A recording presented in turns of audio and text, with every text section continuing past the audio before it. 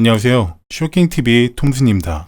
오늘은 2024년 영국에서 일어난 쇼킹한 사건에 대해 알아보고자 합니다. 그럼 그 사건의 범인이 끔찍한 살인을 저지른 뒤 인터넷에 올린 영상부터 보고 오겠습니다.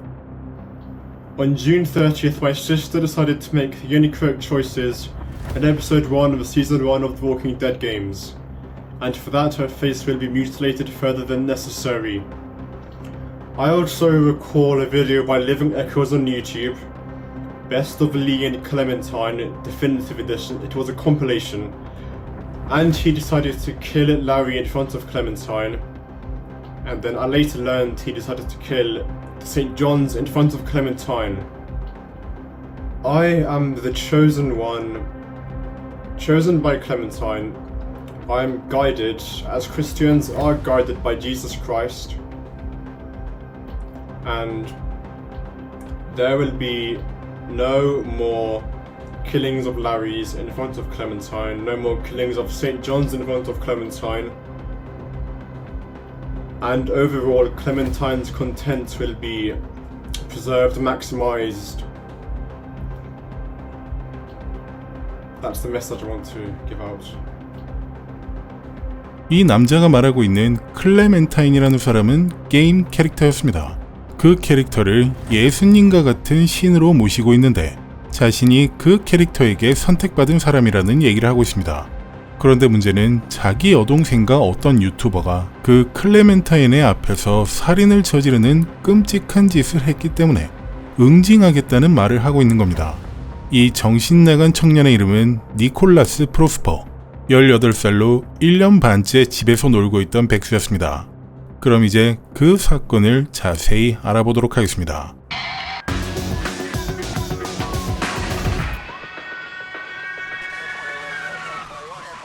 그날은 2024년 9월 13일 금요일, 불길한 13일의 금요일이었습니다. 그리고 영국의 런던 북쪽에 위치한 루턴에 있는 4명의 가족은 평범한 밤을 보내고 있었죠. 15층 높이의 리뱅크 타워라는 아파트에서 살고 있던 48세의 어머니 줄리아나 프로스퍼는 아르헨티나에서 영국으로 이주해서 세 자녀를 홀로 키우며 살아가는 헌신적인 어머니였습니다.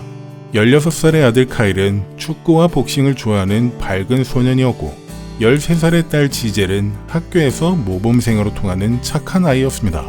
그리고 18살의 첫째 아들인 니콜라스가 집에서 지내고 있는 중이었습니다. 그런데 새벽 5시가 조금 넘은 시각, 그 아파트에 사는 한 여성은 위층에서 들려오는 시끄러운 소음 때문에 잠에서 깨게 되었습니다. 쿵쾅거리는 소리가 계속되자 조용히 해달라고 부탁하기 위해 위층으로 올라갔죠. 그리고 문을 두드리자 안에서는 무언가 부딪히는 소리와 함께 젊은 남자가 신음하는 소리가 들렸습니다. 이상하게 생각한 그 여성은 계속 문을 두드렸는데 갑자기 총성이 울렸습니다. 논란이 웃은 급히 자신의 집으로 돌아가 999에 신고 전화를 걸었습니다.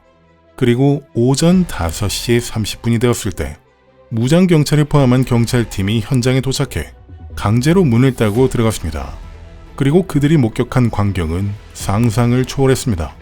거실과 침실 곳곳에 혈흔이 널려 있었고 3구의 시신이 발견되었습니다. 어머니인 줄리아나는 머리에 총상을 입고 쓰러져 있었는데 그녀의 다리 위에는 가족을 죽이는 방법이라는 제목의 책이 얹어져 있었습니다. 마치 가족을 죽이는 건 이렇게 하는 거라고 알려주는 것처럼 보였죠. 그리고 13살의 지젤 역시 머리에 총상을 입은 채 발견되었습니다. 하지만 가장 참혹한 것은 16살 카일의 시신이었습니다. 그는 머리에 2발의 총상을 입었을 뿐만 아니라 온몸에 100번 이상 칼에 찔린 자상이 있었습니다. 현장의 혈흔을 보니 카일은 필사적으로 저항했지만 총기로 무장한 상대를 이기기에는 역부족이었던 것처럼 보였습니다. 그리고 경찰은 곧 중요한 사실을 깨달았습니다. 이 집에는 4명의 가족이 살고 있는 것으로 파악했는데 현장에는 3구의 시신만 있다는 사실이었죠. 18살의 첫째 아들인 니콜라스의 행방이 묘연해진 것이었습니다. 그리고 침실에서는 테디베어 인형이 총에 맞아 찢어진 채 발견되었는데 이것은 범인의 첫 번째 시험 발사였던 것으로 보였습니다. 사용된 무기는 샷건으로 보였고 범인은 아직 총과 총알을 가지고 있을 가능성이 높았습니다. 한편 같은 시각 리뱅크 타워 근처 덤불 속에는 니콜라스가 숨어 있었습니다. 그는 검은색과 노란색이 있는 옷을 입고 노란색 모자를 쓰고 있었으며 손에는 피가 묻어 있었죠. 그리고 자신의 계획이 완전히 틀어졌다는 것을 느끼고 있는 중이었습니다. 원래는 가족들이 잠든 사이 조용히 모두를 살해할 계획이었지만 엄마가 생각보다 일찍 깨어나는 바람에 격렬한 몸싸움이 벌어졌고 이웃이 경찰을 불렀던 것이었으니까요. 그리고 그는 시계를 확인했습니다.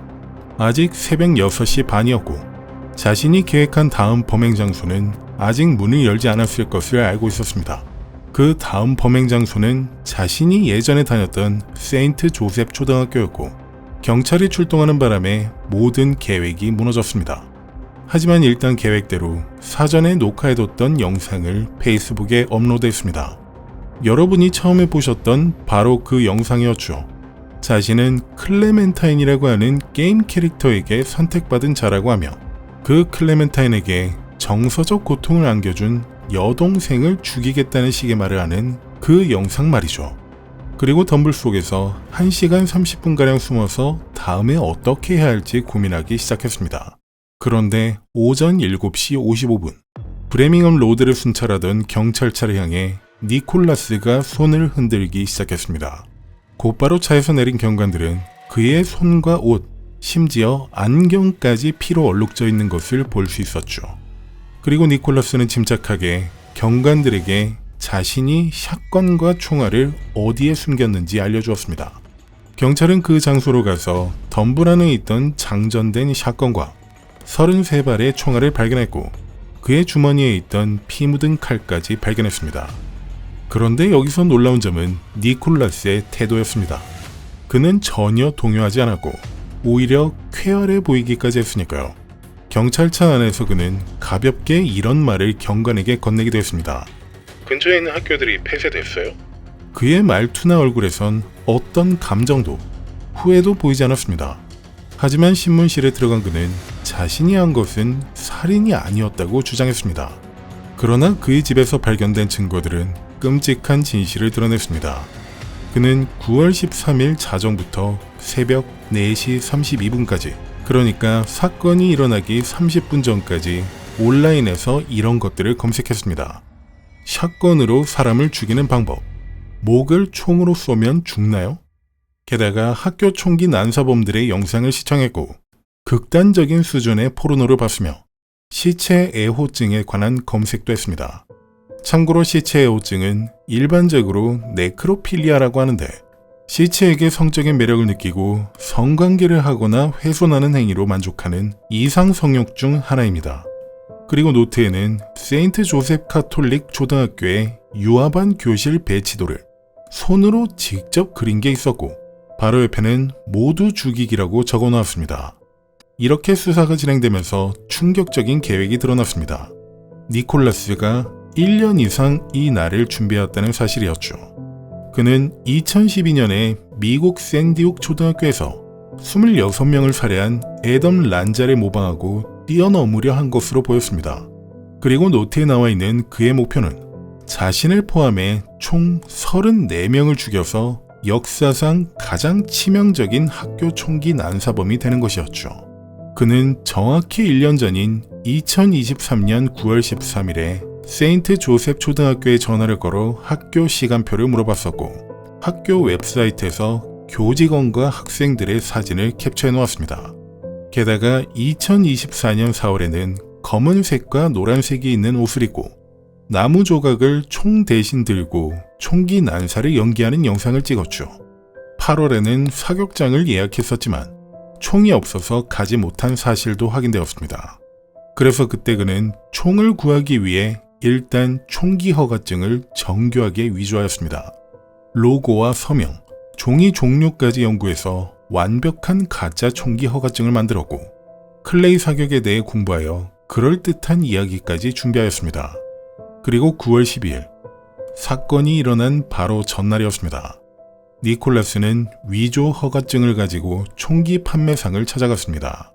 영상에서 보이는 것처럼 총기 판매상은 허가증이 진짜라고 믿었고 니콜라스에게 샷건과 100발의 총알을 650파운드, 하나로 하자면 125만 원에 판매했습니다. 그리고 그 총기 판매상은 얼마 뒤 경찰에 판매 사실을 신고했습니다. 법적으로 총기를 판매한 건에 대해선 경찰에 신고를 해야 하는 의무 때문이었습니다. 하지만 총기 허가증의 위조가 너무 완벽했기 때문에 경찰은 아무런 조치를 취하지 않았습니다. 진짜라고 믿은 것이었죠. 만약 그때 경찰이 움직였다면 3명의 목숨을 구할 수 있었을 것입니다. 이렇게 총기까지 구매한 니콜라스의 원래 계획은 이러했습니다. 가족들이 잠든 사이 조용히 모두를 살해한 뒤 아침 8시 30분에 집을 나와 9시에 세인트 조셉 카톨릭 학교에 도착하는 것이었죠. 그리고 교실에 들어가 교사들에게 강도 행세를 하다가 총기 난사를 시작하여 최소 30명의 어린 학생과 2명의 교사를 죽이려 했습니다. 그런데 엄마가 예상보다 일찍 깨어나면서 모든 계획이 틀어진 것이었죠. 그녀는 샷건을 든 아들을 보고 막으려 했고 그래서 격렬한 몸싸움이 벌어졌습니다. 그때 니콜라스는 먼저 칼로 공격했고 줄리아나의 손과 팔에는 칼에 의한 방언이 남았지만 결국 가까운 거리에서 어머니의 머리에 총을 쏴서 목숨을 끊었습니다. 다음은 13살 여동생 지젤이었고 방에 숨어있던 그녀의 머리에 총을 쐈습니다. 그리고 시끄러운 소리를 듣고 깨어난 남동생 카일은 형이 무슨 짓을 한 건지 깨닫고 필사적으로 싸우기 시작했습니다. 그때 니콜라스는 동생의 머리에 2발을 쏜 뒤에도 멈추지 않고 칼로 100번 이상 찔렀습니다. 이미 목숨이 끊어진 남동생을 말이죠. 그런데 바로 이때 아래층 이웃이 문을 두드리기 시작했고 니콜라스는 서둘러 현장을 떠나야 했습니다. 그런 뒤 덤불 속에 숨어 학교가 문을 열기를 기다렸지만 자신의 계획이 완전히 망가졌다는 것을 깨닫기 시작하였죠. 하지만 실제로 경찰은 어떤 학교도 폐쇄하지 않았고 니콜라스는 경찰이 학교들을 폐쇄했을 것이라 생각하고 자수를 선택했습니다. 만약 그가 포기하지 않고 정말 학교로 갔다면 끔찍한 비극이 일어났었을 겁니다.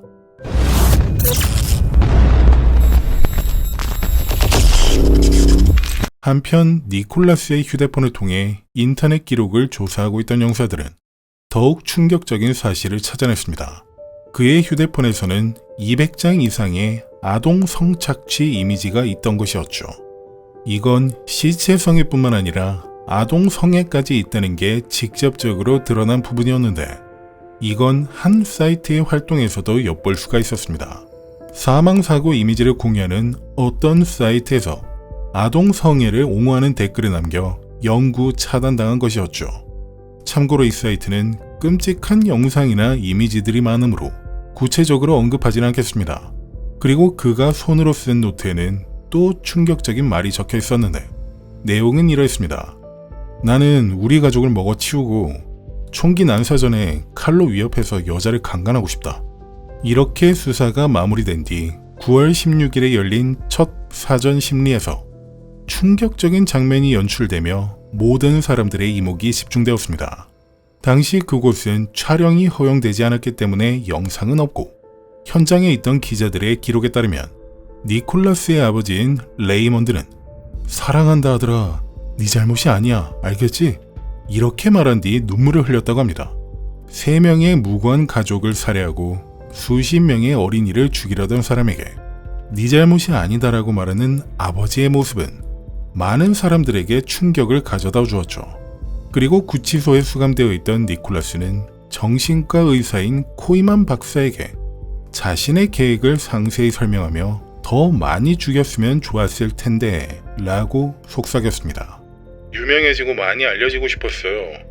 가족과 좋은 삶을 살고 있었지만 그냥 유명해지기 위해 이 일을 하고 싶었을 뿐이에요.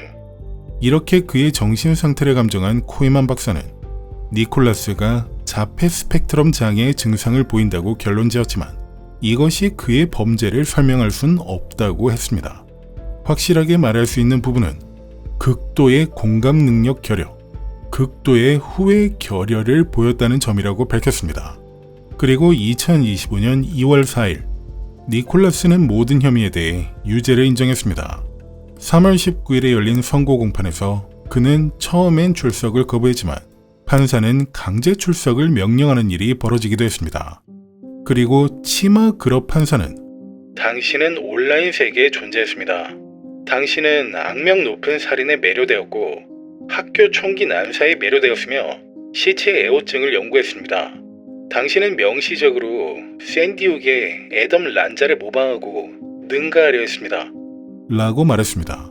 이어서 니콜라스에게 49년 뒤 가석방이 가능한 종신형을 선고하였죠. 정확히 말하자면 2073년 67세가 될 때까지 가석방 자격조차 없다는 말이었습니다. 하지만 대부분의 사람들은 이 형량이 충분하지 않다고 생각했고 검찰에선 항소법원의 형량을 다시 검토해달라고 요청했습니다. 그렇지만 기각당해버렸죠. 이렇게 니콜라스는 자신이 원하던 악명을 얻지 못하고 감옥에 수감되었습니다. 학교 총기 난사범 역사에 새로운 획을 그을 수가 없었죠. 대신 그는 자신의 어머니, 남동생, 여동생을 살해한 비겁한 살인자로 기억될 것입니다. 그리고 줄리아나가 예상보다 일찍 깨어나지 않았다면, 세인트 조셉 카톨릭 초등학교에 도착했다면 영국은 세계 최악의 학교 총기 난사 사건을 목격했을 것입니다. 줄리아나의 희생으로 수십 명의 어린 생명을 구할 수 있게 된 것이었죠. 그럼 오늘 제가 준비한 니콜라스 프로스퍼 사건 이야기는 여기서 마치겠습니다. 오늘도 이곳까지 함께 해주신 구독자 및 애청자 여러분께 정말 감사드립니다. 그리고 앞으로는 10분에서 15분 정도 되는 사건 영상으로 일주일에 2회씩 주기적인 업로드로 이어나갈 예정입니다. 그동안 꽤 길게만 했더니 작업하는 저나 보는 여러분이나 모두 힘들었을 것으로 생각이 들더군요. 그럼 앞으로도 흥미로운 사건과 함께하는 쇼킹TV에 관심을 보내주시길 부탁드리며 여기서 인사드리겠습니다. 저는 쇼킹TV 톰슨이었습니다. 정말 감사합니다.